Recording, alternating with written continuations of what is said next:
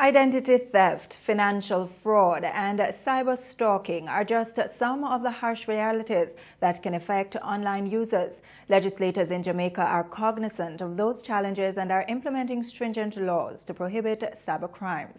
Justice Minister Senator Mark Golding says the use of technology has become a daily staple for most Jamaicans, from smartphones, laptops, and tablets.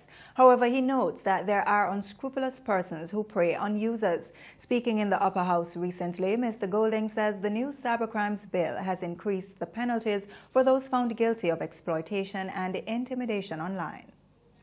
In the case of the first offense, the resident magistrate may impose a fine not exceeding $3 million, formerly it was $2 million, and a term of imprisonment not exceeding 3 years, formerly it was 2 years. If damage is caused, a fine not exceeding $4 million, which was previously $3 million, or imprisonment for a term not exceeding 4 years, previously 3 years, may be imposed. Mr. President, provision has been included to address repeat offenders.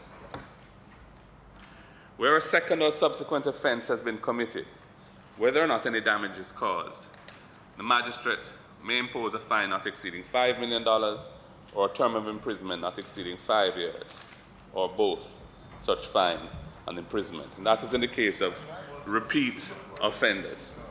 Meanwhile, a convicted person in the circuit court could face up to 15 years behind bars. The penalties are as follows. For the first offense, a fine or imprisonment for a term not exceeding 7 years, which was formerly 5 years, or both. If damage is caused as a result of the commission of the fine, a fine or imprisonment for a term not exceeding 10 years, or both. And in the case of a second or subsequent offense, the fine or imprisonment for a term not exceeding 15 years, or both. The Cybercrime Act 2015 repeals the former 2010 legislation. The new act also mimics some of the provisions outlined in the lottery scam bill passed in 2013. Mr. Golding explains that lottery scammers are among perpetrators who carry out their illicit acts online. Financial crimes are also addressed in the new bill. A first-time offender could face up to 10 years in prison and a repeat offender 20 years. There is a growing phenomenon of what's called phishing. P-H-I-S-H-I-N-G, phishing, where offenders send out emails that imitate those emanating from legitimate financial institutions in particular that are used by the addressee of those emails. The emails usually require the addressee to disclose certain confidential information, which is often then used to commit other offenses such as fraud and larceny. They are designed in such a way as to make it almost impossible for the addressee to identify them as fake, unless the addressee is a particularly savvy individual.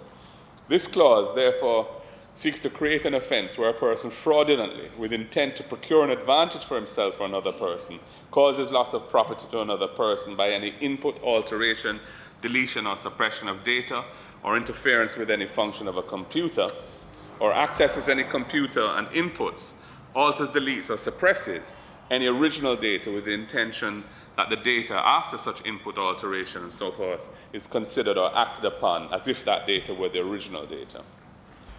Trial before a resident magistrate, fine not exceeding $4 million, or imprisonment for a term not exceeding 4 years, or both.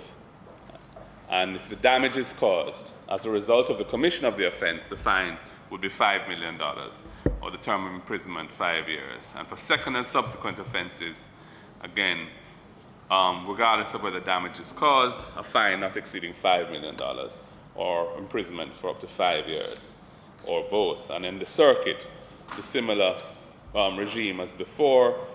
First offense 10 years, damage is caused 15 years, second or subsequent offense 20 years. Meanwhile, the Ministry of National Security on Monday launched an anti-lottery scamming media campaign dubbed Do the Math, aimed at stemming the crime in the western end of the island. Security Minister Peter Bunting, who made the announcement during a vehicle handover ceremony at the office of the Commissioner in Kingston, says the campaign is designed to connect the dots to show the corrosive impact the scamming has on the Jamaicans and Jamaica. He notes that the message of #LotteryScammingKills will be disseminated through radio and television advertisements, billboards, school interventions, posters, and community talks. Minister Bunting says this intervention is in response to the movement of criminal activities such as murders and violent crimes in the rural areas due to the lottery scam.